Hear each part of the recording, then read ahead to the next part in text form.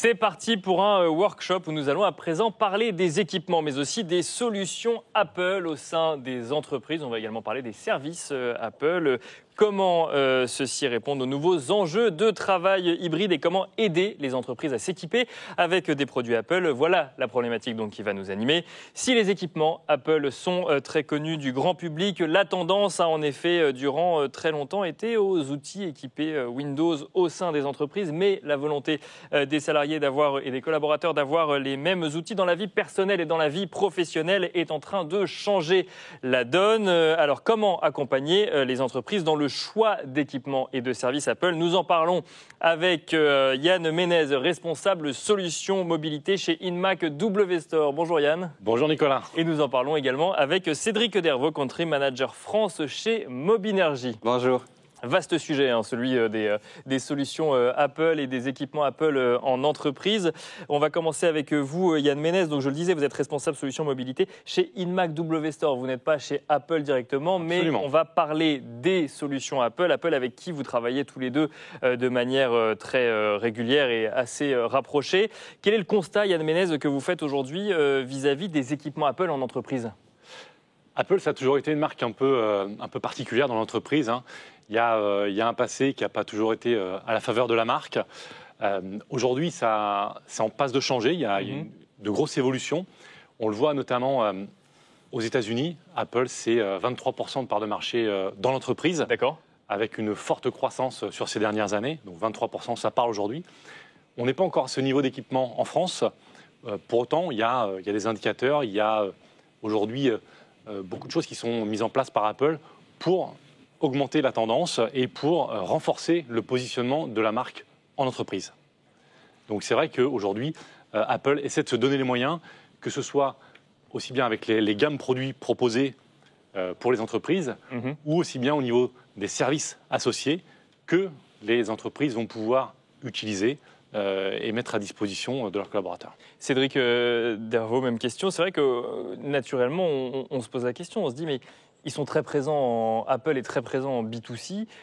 C'est les produits Apple, tout le monde les connaît. Les keynotes qu'on peut voir des différents dirigeants d'Apple, elles sont très suivies à travers le monde. Et c'est vrai qu'en entreprise, effectivement, la réalité est un peu différente en fait. Alors le taux de pénétration du Mac en entreprise, il est conséquent aujourd'hui. Alors ça s'explique avec plusieurs phénomènes. Le premier, c'est que Apple a toujours été précurseur sur les outils qui nous permettent le management en fait des devices de façon globale dans l'environnement Apple en entreprise. On a beaucoup parlé, vous avez beaucoup parlé autour des tables rondes, etc., de Zero Trust, Zero Touch, Modern IT, management moderne de façon globale. Apple a toujours eu un développement important de ces solutions-là pour rendre le produit interopérable. Bien sûr. Il y a un deuxième phénomène qui est que, il est réclamé. L'employee choice, c'est-à-dire quand j'arrive dans une entreprise, maintenant on me laisse le choix. C'est ça. On parle d'attractivité des talents. On connaît ces équipements dans sa vie personnelle et on se dit mais pourquoi en fait ça marche très bien, pourquoi ça marche pas dans ma vie professionnelle ? Pendant ses études et puis lorsqu'on arrive en entreprise, on dit moi pour être le plus performant, je souhaite continuer à travailler avec un environnement macOS. Et puis dernièrement, Yann, je pense, va beaucoup en parler, c'est cette notion de valorisation, d'attractivité de l'entreprise. Ce sont des produits de valeur, tant par leur puissance que par rapport à ce qu'ils apportent au niveau de l'écosystème applicatif. Et ça renforce encore cette valorisation du pack du collaborateur.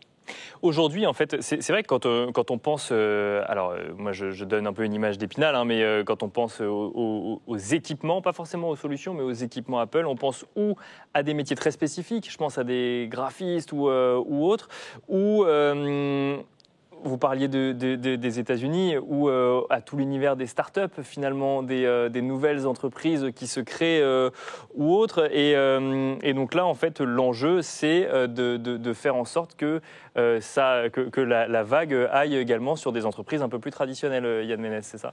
Absolument. C'est vrai que Apple a surfé pendant longtemps sur cette image d'outils dédiés aux créatifs, oui. Dédiés à tous ceux qui travaillaient dans le monde de la musique, dans le monde de la création assistée par ordinateur. Et c'est vrai que ça lui a collé un petit peu à la peau pendant de nombreuses années. Fort de cette expérience, Apple a cherché à aller atteindre d'autres catégories d'utilisateurs, aller atteindre finalement l'utilisateur lambda qui travaille dans une entreprise, que ce soit au niveau bureautique ou que même ce soit au niveau technique. Et c'est donner les moyens de proposer des offres et des solutions qui permettent de toucher d'autres catégories que la création assistée numérique. Alors justement, le sujet de cet atelier, c'est les matériels, les logiciels et les services Apple qui répondent aux enjeux des nouveaux modes de travail. On est aujourd'hui dans une période assez particulière. On a vu une accélération des usages, accélération des usages et notamment du télétravail dans un certain nombre de pays et d'entreprises. On a vu et on voit en ce moment que les entreprises se posent la question de savoir comment ça va fonctionner pour la suite, comment ils vont mettre en place un travail plus hybride, avec plus de mobilité ou autre. Qu'est-ce que, selon l'expérience que vous avez de vos échanges avec Apple, de ce que vous suivez d'Apple, selon vous, le futur du travail, comment Apple s'intègre, selon vous, dans ce futur du travail ?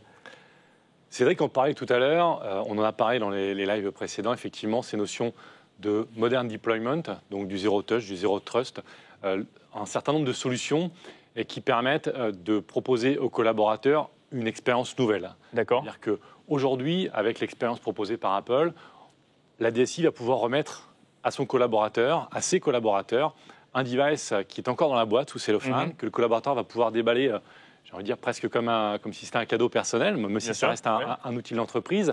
Et en le sortant de la boîte, on va le connecter à un réseau. La configuration de l'entreprise va descendre automatiquement. Ah, c'est déjà fait alors qu'on le déballe finalement comme si on l'avait acheté soi-même dans une enseigne ? Absolument. Donc, ce qui permet en termes d'expérience utilisateur d'apporter quelque chose de nouveau, d'apporter une interaction entre le collaborateur et l'entreprise, puisqu'on n'est plus dans une dynamique où la DSI va distribuer un device au collaborateur. Voici le login et le mot de passe et la configuration elle est là, il n'y a plus qu'à travailler dessus.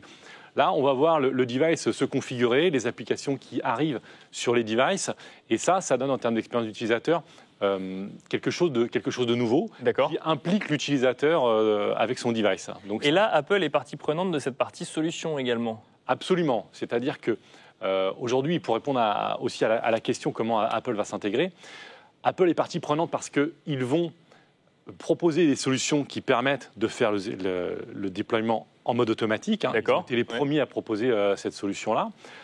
Et puis par ailleurs, ils vont proposer également des interactions entre les devices.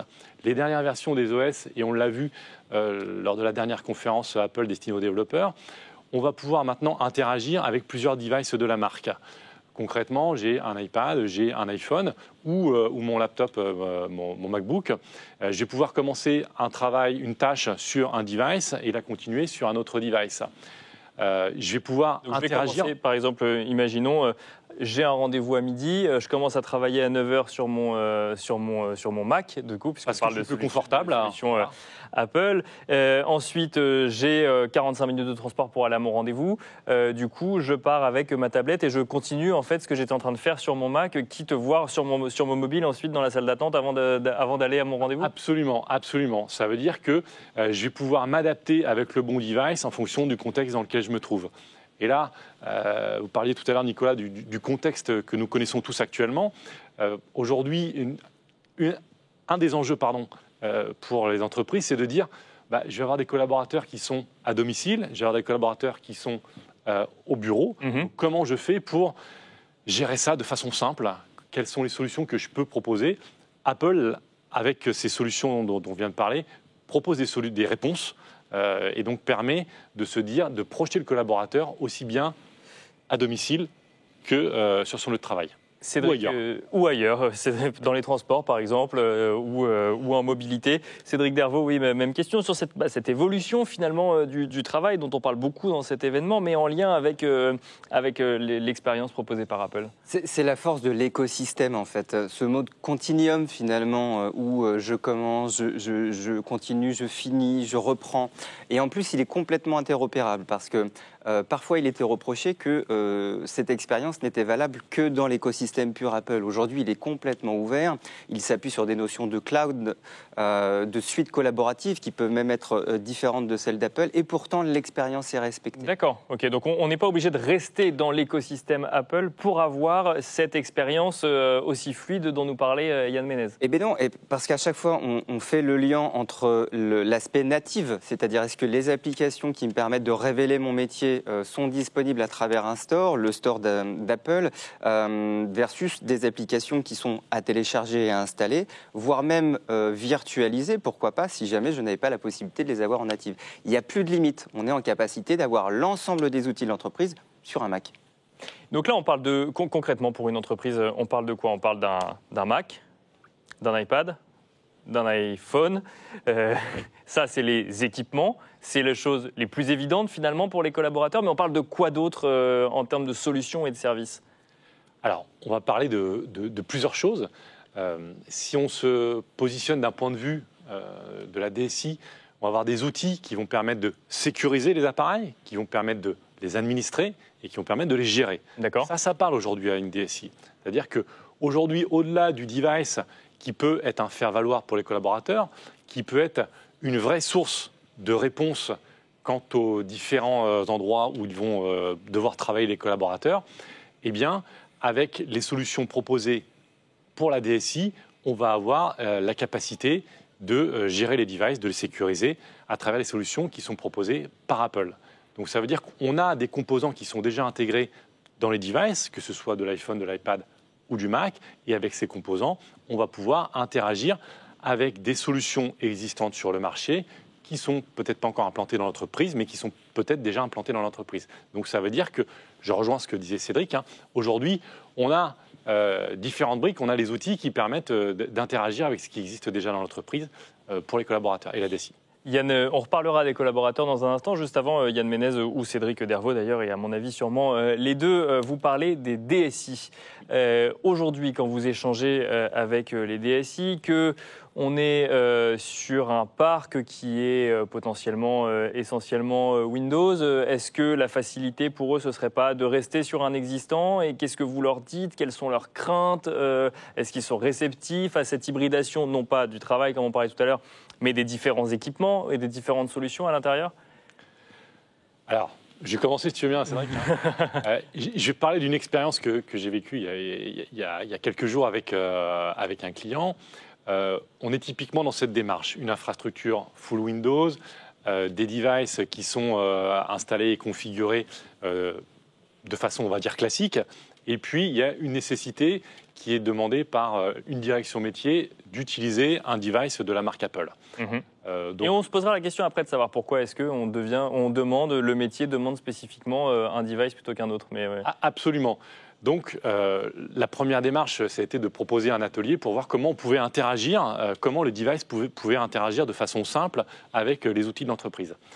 Ce n'était pas forcément évident parce qu'il y avait, dans ce cas client, une direction informatique délocalisée dans un autre pays, avec des règles, des politiques de sécurité qui étaient différentes et qui imposaient un modèle économique différent de ce que peut proposer aujourd'hui Apple. Et donc, en réalisant un POC simplement qui a pris pas si longtemps que ça finalement, on a pu voir que la DSI a configuré un device de façon simple et rapide, avec des applications qui descendaient, des politiques de sécurité, et tout ça en mode déploiement automatique. Et là, il y a ce petit wow effect qui fait que finalement, mais ça se gère bien les devices, c'est génial. Je ne pensais pas que ce serait aussi simple. Dixit la DSI.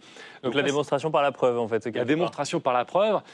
Et là, on ne parle plus d'expérience utilisateur, mais on va parler d'expérience au sein de la DSI. C'est-à-dire qu'on va apporter quelque chose de nouveau et qui, pour autant, permet de rassurer la DSI. On va leur dire, voilà, vous avez des outils qui vont permettre de garder le contrôle, qui vont permettre de gérer au quotidien sans pour autant avoir accès aux devices. Et ça parle aussi aujourd'hui à DSI. On parle de télétravail, donc avec des collaborateurs qui sont tous à la maison. Comment dépanner un collaborateur quand il est à distance? C'est un vrai enjeu aussi aujourd'hui. Donc là, on est encore sur un autre sujet, c'est sur le sujet du service associé derrière. Juste avant, Cédric Dervaux, c'est en lien, hein, puisque ça vient rassurer la DSI, mais on va peut-être revenir spécifiquement là-dessus après. Juste avant, Cédric Dervaux, sur effectivement l'existant au sein de l'entreprise et l'envie ou les craintes d'évoluer sur des devices qu'on ne gérait pas jusqu'alors. Il y a plusieurs phénomènes. Alors déjà, la DSI aujourd'hui n'est plus notre interlocuteur unique lorsque l'on implémente du Mac en entreprise. On l'a vu, attractivité de l'entreprise, mobilité d'entreprise. Donc on va toucher aussi la RSSI sur la partie sécurité. On va avoir la RH aujourd'hui, la conduite au changement, donc la notion de mettre à disposition et d'assurer une formation pour mettre les collaborateurs dans les meilleures conditions. Donc on a quand même un panel et chacun va pouvoir exprimer à travers la valorisation de l'intégration du Mac des bénéfices particuliers à leurs propres objectifs. Ce qui fait un tout finalement et qui sort de l'enclave le Mac justement d'une réponse opérationnelle qui est très concrète. Hein, c'est celle que vient d'expliquer Yann. Hormis ça, comme l'outil est interopérable, finalement révéler cette notion de zéro touch, c'est assez facile. Les entreprises souvent le font déjà sur du mobile depuis déjà plusieurs années. Finalement, ça fonctionne exactement de la même façon. L'outil va avoir des connecteurs différents. Quand je parle d'outil, c'est l'UEM, l'Unified Endpoint Management, et on va se mettre à manager, à gérer finalement ce Mac comme on le fait avec d'autres devices dans l'entreprise. C'est intéressant ce que vous nous dites parce que en fait, ce qu'il faut bien comprendre, c'est que on discute avec la DSI, mais la DSI finalement s'adapte au choix des collaborateurs ou à une demande métier ou RH parce qu'on est sur des éléments de marque employeur ou de fidélisation. C'est ça, rétention des talents, donc il en existe plein en fait des bénéfices. La réponse que nous on a souhaité apporter, puisqu'on a co-construit ensemble avec Apple, avec InMac et avec Mobinergy, un accompagnement spécifique sur le service, c'est d'offrir à la carte finalement, alors plus spécifiquement de la DSI mais pas que, des ateliers, Yann en parlait, donc des choses qui permettent de révéler, de faire un état tout simplement, donc c'est une phase de découverte ou de consolidation. J'en ai déjà, je le manage pas bien, ou en tout cas ce qu'on appelle le shadow IT. Hein. Bien sûr. Je l'ai repoussé, j'en voulais pas. Je sais qu'il est là, mais voilà. Jusqu'à en faire vraiment adhérer à des programmes, le programme de choix par exemple, l'employee choice, en disant bah oui, à partir de demain, je vais permettre aux collaborateurs déjà dans l'entreprise pour fidéliser, mais aux prochains qui vont arriver, peu importe les générations, qu'ils aient du talent ou pas, on l'espère tous ils ont du talent, mais le choix en disant bah non, c'est plus la même brique pour tout le monde, elle est noire, elle est comme ça, et puis non, on a des outils maintenant qui sont puissants, qui permettent de travailler toute une journée. On revient rapidement, vous nous parlez d'un programme. On ne va pas rentrer dans le détail du programme, mais du coup, dans cette approche, dans cet état d'esprit, puis peut-être que Yann Ménez, vous aurez un mot à dire dessus. En fait, on va les accompagner, on va pas les former parce qu'ils connaissent leur métier, mais on va leur révéler, j'aime bien ce terme-là, leur dire, regardez, en fait, c'est pas si compliqué, ça change pas. Ça change pas tant de choses en fait dans votre organisation actuelle. C'est bâti sur la vraie vie. Yann est tous les jours avec les clients, à côté d'eux. Il sait nous exprimer en fait leurs difficultés. On a analysé ces difficultés pour créer un programme qui est personnalisable, suivant la taille des entreprises. J'ai une personne pour faire la gestion de mon parc. J'en ai que 2. J'ai un service complet. Je suis une entreprise du CAC 40, d'accord, avec plusieurs services qu'il faut faire travailler entre eux. À chacun, ils vont pouvoir trouver au sein de l'offre InMac un accompagnement de service personnalisé. De A à Z. En début de semaine, j'avais parlé du design, du build et du run. Je fais l'état de mon infrastructure. Je suis en capacité d'intégrer et de mettre en place des connecteurs pour le faire. Et je prépare une MCO, notamment pour révéler peut-être une expérience de swap simple du device, sans immobilisation, sans rupture de service pour le métier. Yann Ménez, je reviens sur ce terme révéler, mais j'aime bien ce terme révéler. C'est qu'en fait, on va montrer que c'est déjà présent et que en fait, il n'y a pas forcément de nouveauté en fait à intégrer pour autant des équipements qui sont nouveaux.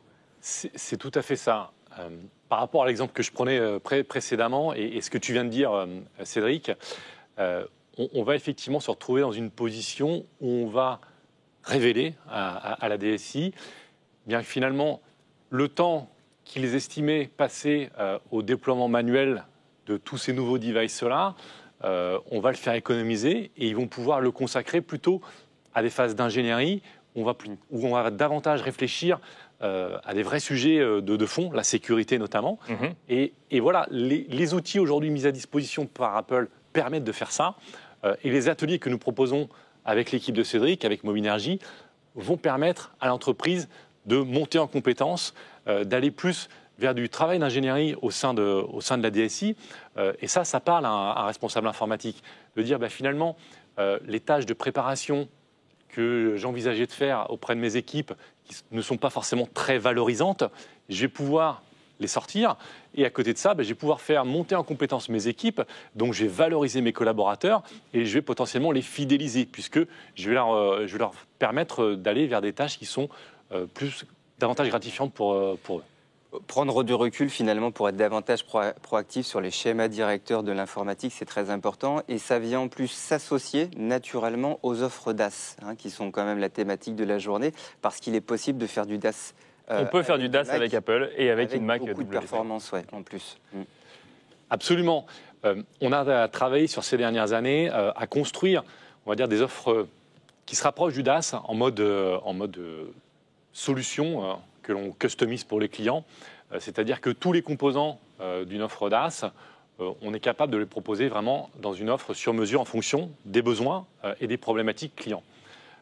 Maintenant, on a une offre DAS groupe qui vient proposer une offre plus industrialisée, qui va permettre de simplifier la proposition et de s'interfacer avec ce que des clients pourraient facilement et simplement vouloir intégrer.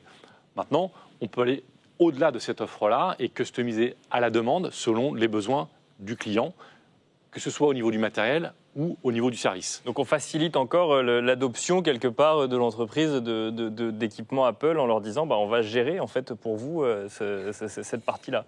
C'est l'objectif. On a souvent la réflexion, parce que là je ne sais pas si vous allez la poser ou si on l'a peut-être en ligne, mais oui, mais c'est plus cher. C'était ma prochaine question, effectivement. La question qui fâche, c'est le coût. Oui, effectivement. Alors, on a l'habitude de traiter ces objections de façon très concrète et très rationnelle, en fait. C'est que la valeur résiduelle de la solution Apple, qu'est-ce que c'est la valeur résiduelle?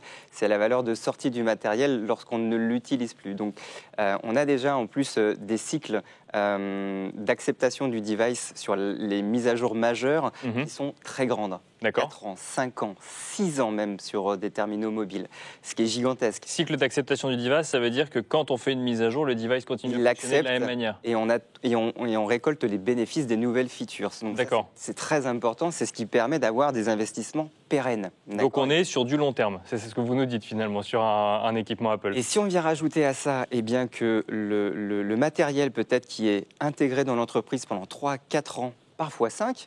Nous, par exemple, chez Mobinergie, c'est le cas, d'accord. Alors qu'on a une population qui est assez exigeante sur la puissance de sa machine. Au moment où le device sort du parc, il a encore une valeur qui est importante sur, tout simplement, ou en recyclage, ou en revente, etc. On vient rajouter cette valeur. On va l'exprimer dans le leasing, dans le DAS, pour enlever une partie du coût, exactement. Mensuel finalement pour l'entreprise. Donc c'est même une économie finalement de mettre du Mac en entreprise. Donc si je comprends bien, ça peut paraître plus cher au départ, mais il faut prendre en considération que ça dure plus longtemps et il y a une valeur à la fin quand on veut changer d'équipement et revendre potentiellement. Yann l'a encore exprimé il n'y a pas très longtemps avec un client, on regarde à chaque fois la valeur totale du projet et pas simplement le coût d'acquisition. Tout à fait. Et après, j'irai même encore plus loin. Aujourd'hui, on s'inscrit dans une démarche qui est écologique, dans une démarche qui est de regarder la seconde vie des produits. Tu l'as bien souligné, Cédric, on a de la valeur résiduelle qui est mise en avant sur ces produits-là. On a également une haute recyclabilité de ces produits-là. D'accord. Puisque Apple, aujourd'hui, sur une très grosse partie de sa gamme, propose des produits qui sont déjà dans de l'aluminium recyclé, donc qui sont fabriqués avec de l'aluminium recyclé, et qui peuvent être à nouveau recyclés, puisqu'on sait que l'aluminium a une capacité de recyclage, peut-être pas à l'infini, mais en tout cas sur de nombreux cycles. Ça permet aussi pour toutes les entreprises qui ont une démarche écologique globale, et on sait que d'un point de vue gouvernemental, il y a des engagements que vont devoir prendre les entreprises dans les années à venir. C'est aussi des atouts pour l'entreprise de miser sur des produits pour lesquels on sait qu'on a la possibilité de donner une seconde vie. Donc ça permet d'une part de valoriser, donc financièrement l'entreprise s'y retrouve, mais d'un point de vue éthique, ça permet également de mettre en avant les solutions que propose aujourd'hui Apple. Des empreintes numériques plus faibles. Avec des empreintes numériques plus faibles, et Dieu sait si c'est effectivement un sujet aujourd'hui pour les entreprises. Et nos enfants. Et nos enfants, effectivement, faites bien de le préciser, Cédric. Dernière question, Yann Menez, il nous reste quelques minutes, quelques secondes. Qu'est-ce que vous diriez à un DSI aujourd'hui qui se pose la question, qui se dit ah bah tiens, effectivement, j'ai écouté ce workshop, ça m'intéresse, ils m'ont un peu convaincu, c'est quoi la prochaine étape? Qu'est-ce que vous lui diriez au DSI directement? Eh bien, la prochaine étape, ce serait de reprendre un petit peu ce qu'on vient de dire et de lui proposer un atelier, un POC, un Proof of Concept, pour lui montrer simplement que ce que l'on dit, ce n'est pas juste du PowerPoint, ce n'est pas uniquement une approche marketing, simplement dans la vraie vie, ça fonctionne. Donc pour ça, c'est travailler avec lui et lui présenter qu'est-ce que c'est le déploiement automatique s'il n'a jamais eu l'occasion de le voir ou de le mettre en pratique. Concrètement, comment ça peut s'interfacer dans son environnement. Et puis, la preuve par l'image, c'est lui démontrer avec un outil, un device, de dérouler une configuration complète pour qu'il se rende compte de la force de l'expérience et de ce que ça peut lui apporter au niveau de la DSI. Et peut-être qu'il aura à ce moment-là une révélation, je reviens sur ce terme que... On peut l'aider en tout cas. C'est ce que l'on espère en tout cas. Et c'est là où on aura à cœur de proposer nos offres de services pour montrer aussi aux clients que ce n'est pas simplement un device sorti de la boîte, ça fonctionne, mais derrière, on est aussi là pour accompagner sur l'après. C'est-à-dire que les techniciens qui ont fait le déploiement, ils ne sont pas tout seuls. On est là pour les accompagner avec l'équipe de Cédric pour dire si vous avez des besoins de formation, si vous avez des besoins d'accompagnement, sollicitez-nous, on aura la solution à vous proposer. Et on va se quitter. Yann Menez, responsable solutions mobilité chez Enmac W Store. Merci Cédric Dervaux, Country Manager France chez Mobinergie. Merci à vous également de nous avoir suivis en direct. On fait une petite pause et on se retrouve à 14h.